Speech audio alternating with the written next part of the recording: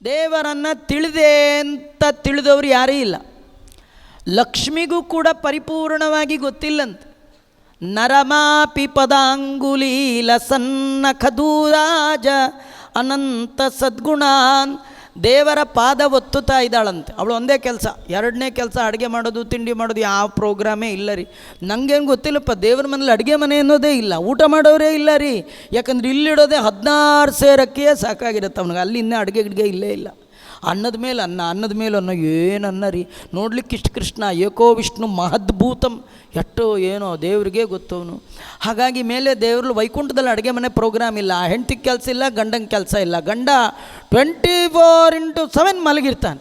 ಈ ಹೆಂಡತಿ 24x7 ಕಾಲು ಒತ್ತುತ್ತಾಳೆ. ಅದೇನು ಕಾಲು ಒತ್ತೋದೋ ಏನು ಕತೆಯೋ. ಕಾಲಾದರೂ ಯಾರು ಒತ್ತಬೇಕ್ರಿ. ಯಾರು ಹೊರಗಾಗಿ ಟೈರ್ಡಾಗಿ ಬಂದರೆ, ಕಾಲು ಪಾಪ ಟೈರ್ಡ್ ಆಗಿದ್ದಾನೆ, ಅವು ಹೊರಗೆ ಹೋಗಲ್ಲ, ಕೂತ್ ಕಡೆನೇ ಎಲ್ಲ ಮಾಡ್ತಾನೆ ರೀ. ಆದರೆ ಅವನಿಗೆ ಕಾಲು ಒತ್ತೆ ಅಂದರೆ ಅವನಿಗೆ ಬೇಕಂತಲ್ಲ, ಇವಳಿಗೆ ಬೇಕಂತ. ಆ ಕಾಲು ಒತ್ತುವಾಗಲೂ ಅದೇನು ಇಂಟ್ರೆಸ್ಟು. ಕಾಲು ನೋಡ್ಕೊಂಡು ಒತ್ತಾಳ್ರಿ. ಕೆಲವ್ರು ಕಾಲು ಒತ್ತುತ್ತಾರೆ, ಓಲ್ಡ್ ಜನ ಇದ್ದಾರೆ. ಎಲ್ಲೋ ಸೀರಿಯಲ್ ನೋಡ್ತಾ ಕಾಲು ಒತ್ತಕ್ಕೋ ಕುತ್ತಿಗೆ ಒತ್ತಿ ಅವ್ಯವಸ್ಥೆ, ನೀನು ನಾಳೆನ ಕಾಲೇ ಒತ್ತಬೇಡ ಅಂಥೇಳಿ ಅವತ್ತೇ ಉದ್ಯಾಪನೆ ಕಾಲು ಒತ್ತದ್ದಕ್ಕೆ. ಹೀಗೆಲ್ಲಕ್ಕೆ ನಡೆದು ಹೋಗ್ಬಿಟ್ಟಿರೋದು ಕಥೆಗಳು. ಇವಳು ಹಾಗಲ್ಲ. ಪಶ್ಯಂತಿ ಸಂತತಂ ಸ. ಲಕ್ಷ್ಮೀದೇವಿ ದೇವರ ಪಾದವನ್ನೇ ನೋಡ್ತಾ ಒತ್ತಾಳಂತ. ಯಾಕೆ ನೋಡ್ತಾಳೆ? ಆ ನೋಡುವಾಗ ಅವಳಿಗೆ ಬಗೆ ಬಗೆಯ ನೂತನವ ಕಾಣುತ್ತಾ ಮಿಗೆ ಹರುಷದಿಂ ಪಗೊಳಿ ಹಿಗ್ಗುವ ತ್ರಿಗುಣಮಾನಿ ಮಹಾಲಕುಮಿ ಸಂತೈಸಲೆಮ್ಮನನು ದಿನವು. ಒಂದು ಆ ಕಾಲು ಬೆರಳು, ಬೆರಳಿನ ಮೇಲಿನ ಉಗುರಿನ ತುದಿಯ ಒಳಗೊಂದು ಧೂಳು, ಆ ಧೂಳಿನ ಒಳಗೆ ಭಗವಂತನ ಅನಂತ ರೂಪಗಳು, ಒಂದು ರೂಪದೊಳಗೆ ಅನಂತ ರೂಪಗಳನ್ನು ನೋಡ್ತಾ ಆಶ್ಚರ್ಯ ಅಂತ ಇದ್ದಾಳೆ. ಅವಳಿಗೊಂದು ದಿವಸ ಬೇಜಾರಾಯ್ತಂತೆ. ದೇವ್ರ ಹತ್ರ ಹೇಳ್ಕೊಂಡ್ಲಂತೆ ಕಂಪ್ಲೇಂಟು. ಏನು ನಿಮ್ಮ ಪಾದದ ಬೆರಳಿನ ಉಗುರಿನ ಧೂಳಿನ ಮೇಲೆ ಬರುವ ರೂಪಗಳನ್ನು ಒಂದು ನಿಮಿಷ ನೋಡಲಿಕ್ಕೂ ನನಗಾಗ್ತಾ ಇಲ್ಲ. ದೇವ್ರ ಹತ್ರ ಹೋದಾಗ ನಡ್ರೆ ಮುಂದೆ ಹೋಗುವ ಅವನು ಎಲ್ಲೋ ನೋಡ್ತಿರ್ತಾನೆ, ಹೋಗುವ ಅಂತ ಎಳ್ದು ಹಾಕ್ಬಿಡ್ತಾನೆ. ಅವ್ನು ನಿಜವಾಗಿ ಬೇಜಾರು ಮಾಡ್ಕೊಳ್ತಾನೆ. ಆಮೇಲೆ ಅಲ್ಲಿ ಬಂದಾಗ ಅಲ್ಲಿ ನೋಡ್ಬಾರ್ದು, ಕೃಷ್ಣನ ನೋಡಲಿಕ್ಕೆ ಬರಬೇಕು, ಕೃಷ್ಣನ ನೋಡ್ಬೇಕು, ಹೋಗ್ತಾ ಇರಬೇಕು. ನಮ್ಮ ಯೋಗ್ಯತೆ ಎಷ್ಟೋ ಅಷ್ಟೇ ದೇವರು ನಮ್ಮನ್ನು ಎದುರಿಗೆ ನಿಲ್ಲಿಸ್ಕೊಳ್ತಾನೆ, ಜಾಸ್ತಿ ಹೊತ್ತು ನಿಲ್ಲಿಸ್ಕೊಳ್ಳಲ್ಲ. ಅಷ್ಟೊಳು ನೋಡಿದ್ರೆ ನೋಡ್ದ ಹಾಗೆ, ಇಲ್ಲದೆ ಇದ್ರೆ ಇಲ್ಲ. ಇವಳು ಅಂತಾಳೆ, ನಿಮ್ಮನ್ನು ನೋಡಬೇಕು, ರೂಪ ಬೇಕಾಟ್ಟು ಬರುತ್ತೆ. ಬಂದು ಹೋಗ್ತಾ ಇದೆ. ಒಂದು ಆರತಿ ಮಾಡಲಿಕ್ಕೆ ಆಗಲಿಲ್ಲ. ದೇವರು ಬಂದಾಗ ಒಂದು ಆರತಿ. ಕೃಷ್ಣಂಗೆ ನೋಡಿ ಎಷ್ಟು ಆರತಿಗಳು ಮಾಡ್ತಾರೆ. ಮುದ್ದು ಸುರಿಯುವ ಮುಖದ ಮುಂದೆ ಆ ಮಂಗಳಮಯವಾದ ಆರತಿಯನ್ನು ಎಷ್ಟು ಮಾಡಿ ಮಾಡ್ತಾರೆ.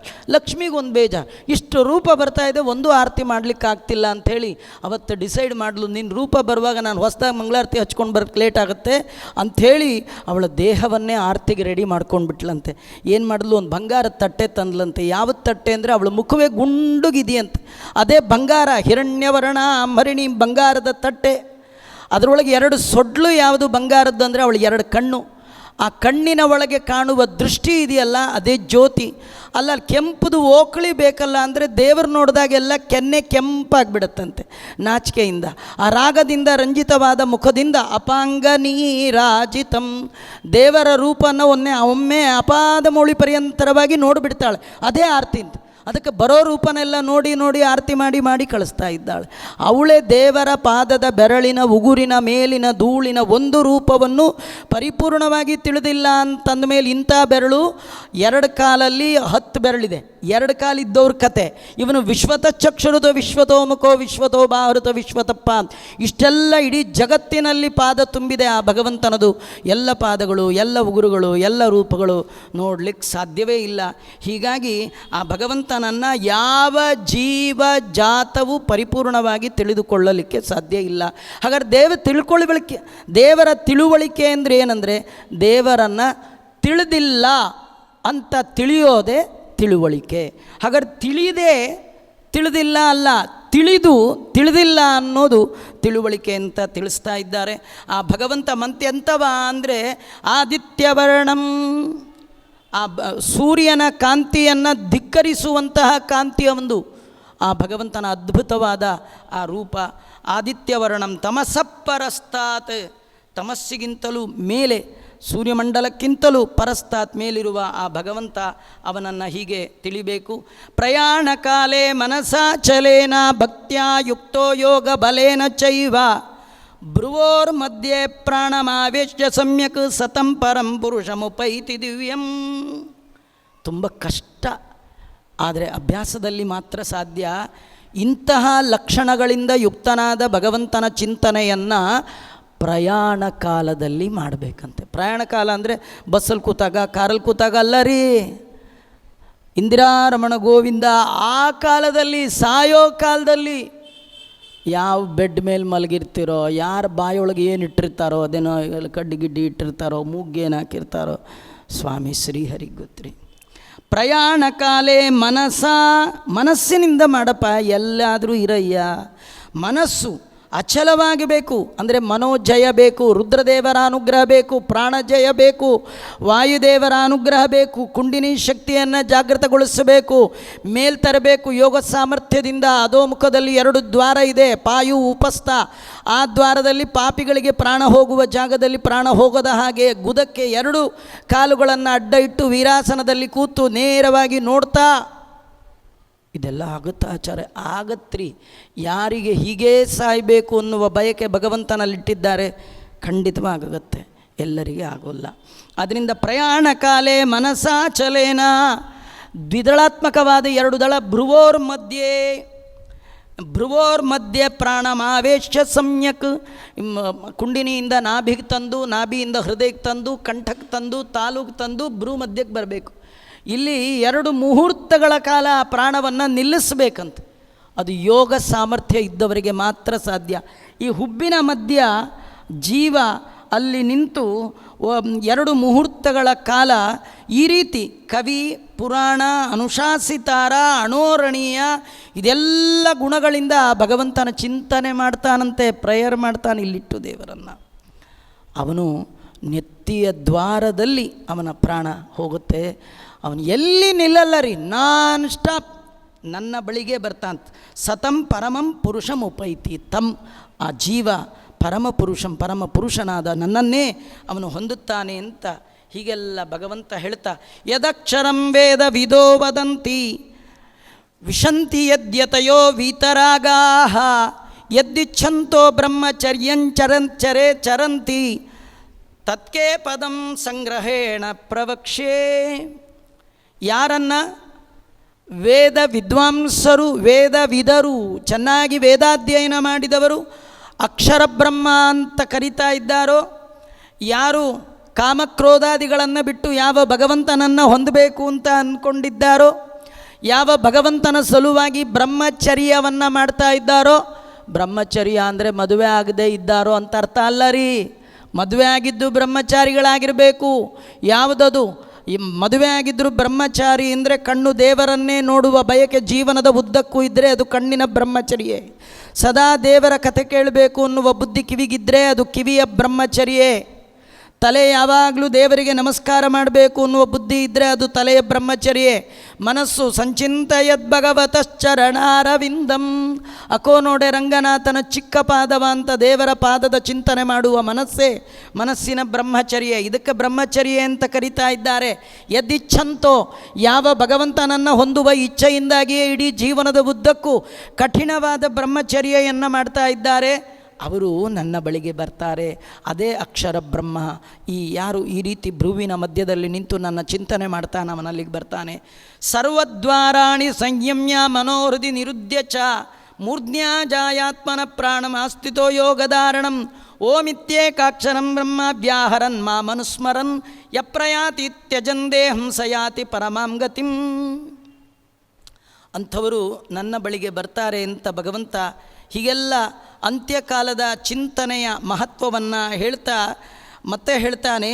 ಆ ಬ್ರಹ್ಮ ಭುವನಾನ್ ಲೋಕ ಪುನರಾವರ್ತಿನೋರ್ಜುನ ಮಾಮುಪೇತ್ಯತು ಕೌಂತೆಯ ಪುನರ್ಜನ್ಮನ ವಿದ್ಯತೆ. ಈ ದೇಹ ಬಿಡುವಾಗ ಸರ್ವದ್ವಾರಗಳನ್ನು ನಿಯಮನ ಮಾಡಬೇಕು. ಅಂದರೆ 9 ದ್ವಾರಗಳಲ್ಲಿ 8 ದ್ವಾರವನ್ನು ಕ್ಲೋಸ್ ಮಾಡ್ಕೊಳ್ಬೇಕಂತ. ಅದೇ ಇಂದ್ರಿಯ ನಿಗ್ರಹ ಅಂತ. ಅದು ಕೆಳಗಿನ ವಾಯು ಉಪಸ್ಥ 2 ದ್ವಾರ ಸಾಮಾನ್ಯವಾಗಿ ಯಾರಿಗೂ ಹೋಗಲ್ಲ, ಪಾಪಿಗಳಿಗೆ ಮಾತ್ರ ಅದೇ ದ್ವಾರದಲ್ಲಿ ಪ್ರಾಣವಾಯು ಹೋಗುತ್ತೆ. ಆದರೆ ಇಲ್ಲಿಂದ ಬಂದ ಮೇಲೆ ಕುತ್ತಿಗೆ ತನಕ ಯಾವ ಡೋರು ಇಲ್ಲ. ಆದರೆ ಮುಂದೆ 7 ಬಾಗಿಲು ಎದ್ದೆದ್ದು ಕಾಣತಕ್ಕಂಥದ್ದು, 2 ಕಿವಿಯ ರಂಧ್ರ, 2 ಕಣ್ಣಿನ ರಂಧ್ರ, 2 ಮೂಗಿನ ಹೊರಳೆಯ ರಂಧ್ರ, 1 ಬಾಯಿ, ಎಲ್ಲವನ್ನು ಬಂದ್ ಮಾಡಬೇಕಂತ.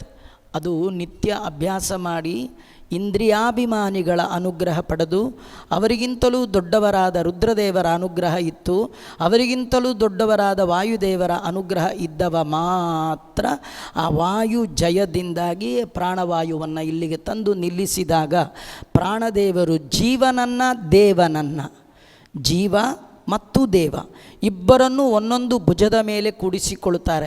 ತನಗೆ ಸಾಕ್ಷಿಯಾಗಿ ಕೂತ ದೇವನನ್ನು ಜೀವ ಅಣೋರಣೀಯ ಮೊದಲಾದ ಗುಣಗಳಿಂದ ಇಲ್ಲಿ ಕೂತು ಸ್ತೋತ್ರ ಮಾಡಿದರೆ, ವಾಯುದೇವರು ಅವನೊಟ್ಟಿಗೆ ಸೇರಿ ಆ ದೇವರಿಗೆ ಜೈಕಾರ ಹಾಕ್ತಾ ರಥ ಎಳೆಯುವಾಗ ಗೋವಿಂದ ಗೋವಿಂದ ಅಂತ ಕೂಗುವಂತೆ ಈ ರಥದ ಒಳಗಿರುವ ಜೀವನನ್ನು ಬ್ರಹ್ಮರಂಧ್ರದಿಂದ ಹೊರಗೆ ಕರ್ಕೊಂಡು ಹೋಗಿ ಉತ್ತಮವಾದ ಲೋಕವನ್ನೇ ಅವನಿಗೆ ಕೊಡ್ತಾ ಇದ್ದಾನೆ. ಯಾರು ಸುಷುಮ್ನಾ ನಾಡಿಯಿಂದ ಹೋಗಬೇಕು, ಬೇರೆ ಎರಡು ನಾಡಿ ಇಡಾ ಪಿಂಗಳ ಅಂತಿದೆ, ಸುಷುಮ್ನಾ ನಾಡಿಯಲ್ಲಿ ಹೋದವರು ಮಾತ್ರ ಈ ಬ್ರಹ್ಮರಂಧ್ರ ಭೇದನೆ ಮಾಡ್ಕೊಂಡು ಹೋಗ್ತಾರೆ. ಉಳಿದ ನಾಡಿಗಳಲ್ಲಿ ಹೋದವರು ಎಲ್ಲೆಲ್ಲಿ ಹೋಗ್ತಾರೆ ಅನ್ನೋದನ್ನು ಭಗವಂತ ವಿಸ್ತಾರವಾಗಿ ಇಲ್ಲಿ ಹೇಳ್ತಾ ಇದ್ದಾನೆ. ಆದರೆ ಎಲ್ಲಿ ಹೋದರೂ ಮತ್ತೆ ಬರಬೇಕು ಈ ಲೋಕಕ್ಕೆ. ಅದನ್ನೇ ಕೃಷ್ಣ ಆ ಬ್ರಹ್ಮ ಭುವನಾನ್ ಲೋಕ ಪುನರಾವರ್ತಿನೋರ್ಜುನ, ನೀನು ಏನೇನೋ ಸಾಧನೆ ಮಾಡಿ ಯಾವ್ಯಾವ ಲೋಕಕ್ಕೆ, ಬ್ರಹ್ಮಲೋಕದ ಪರ್ಯಂತರವಾಗಿ ಭೂರ್ಲೋಕ ಭುವರ್ಲೋಕ ಮಹೋಲೋಕ ಜನೋಲೋಕ ತಪೋಲೋಕ ಸತ್ಯಲೋಕ ಅತಲ ವಿತಲ ಸುತಲ ತಲಾತಲ ಮಹಾತಲ ಪಾತಾಳ, ಕೆಳಗೆ 7 ಮೇಲೆ 7 14 ಲೋಕ, ಎಲ್ಲಿ ಹೋದರೂ ಮರಳಿ ಈ ಊರಿಗೆ ಬರಬೇಕು, ಎಲ್ಲೇ ಹುಟ್ಟಬೇಕು. ಇದು ಬೇಡ ಅಂತಾದರೆ ಮಾಮುಪೇತ್ಯ, ನನ್ನನ್ನು ಹೊಂದಬೇಕು. ನನ್ನನ್ನು ಹೊಂದಿದ ಅಂದರೆ ನಚ ಪುನರಾವರ್ತತೆ, ನಚ ಪುನರಾವರ್ತತೆ. ಮುಂದೆ ಕೃಷ್ಣ ಹೇಳ್ತಾನೆ, ಯದ್ಗತ್ವಾ ನನಿವರ್ತಂತೆ. ದಾಸರು ಕನ್ನಡೀಕರಿಸಿ ಹೇಳ್ತಾರೆ, ಅವನ ಪುರಕ್ಕೆ ಹೋದ ಜನರು ಒಮ್ಮೆಗನ್ನ ಹಿಂದಿರುಗಾರು. ಅವನನ್ನು ಯಾರು ಹೊಂತಾರೆ ಅವರು ಮತ್ತೆಂದೂ ಕೂಡ ಹೊರಗೆ ಬರೋದೇ ಇಲ್ಲ ಅಂತ ಹೀಗೆಲ್ಲ ತಿಳಿಸ್ಕೊಡ್ತಾ ಇದ್ದಾರೆ ಕೃಷ್ಣ ಪರಮಾತ್ಮ. ತಸ್ಮಾತ್ ಸರ್ವೇಷು ಕಾಲೇಶು ಯೋಗಯುಕ್ತೋ ಭವಾರ್ಜುನ, ನೀನು ಯಾವಾಗಲೂ ಉಪಾಯದಿಂದ ತಿಳಿದವನಾಗಿ ಯಾವಾಗಲೂ ನನ್ನನ್ನು ಮರೆಯದೆ ಯುದ್ಧವನ್ನು ಮಾಡಿದರೆ, ಕರ್ಮದಲ್ಲಿ ನೀನು ಯೋಗಿಯಾಗಿದ್ದೆ ಅಂತಾದರೆ, ವೇದೇಶು ಯಜ್ಞೇಶು ತಪಸ್ಸು ಚೈವ ದಾನೇಶು ಯತ್ ಪುಣ್ಯ ಫಲಂ ಪ್ರದಿಷ್ಟಂ ಅತ್ಯೇತಿ ತತ್ ಸರ್ವಮಿದಂ ವಿದಿತ್ವ ಯೋಗಿ ಪರಂ ಸ್ಥಾನಂ ಉಪೈತಿ ಚಾದ್ಯಂ. ಹೇ ಅರ್ಜುನ, ಯೋಗಿಯಾದವ, ಕರ್ಮದ ಉಪಾಯವನ್ನು ಬಲ್ಲವ, ಅವನು ವೇದಾಧ್ಯಯನಗಳು ಅಥವಾ ಕೃಚ್ಛ್ರ ಚಾಂದ್ರಾಯಣ ಅನೇಕ ವ್ರತಗಳು ಅನೇಕ ದಾನಗಳು ಈ ಎಲ್ಲವನ್ನು ಮೀರಿದ ಫಲವನ್ನು ಆ ಯೋಗಿ ಪಡಿತಾ ಇದ್ದಾನೆ. ಮತ್ತು ಸನಾತನವಾದ ವೈಕುಂಠ ಸ್ಥಾನವನ್ನೇ ಹೊಂತಾನಪ್ಪ. ಅದರಿಂದ ನೀನು ಇಷ್ಟನ್ನು ತಿಳಿದು 8 ತಿಳಿದು ಮೋಹದ ಗಂಟನ್ನು ಬಿಚ್ಚಿ ಯುದ್ಧವನ್ನು ಮಾಡು ಅಂತ ಕೃಷ್ಣ ಅವನಿಗೆ ಉಪದೇಶ ಮಾಡಿದ್ದಾನೆ.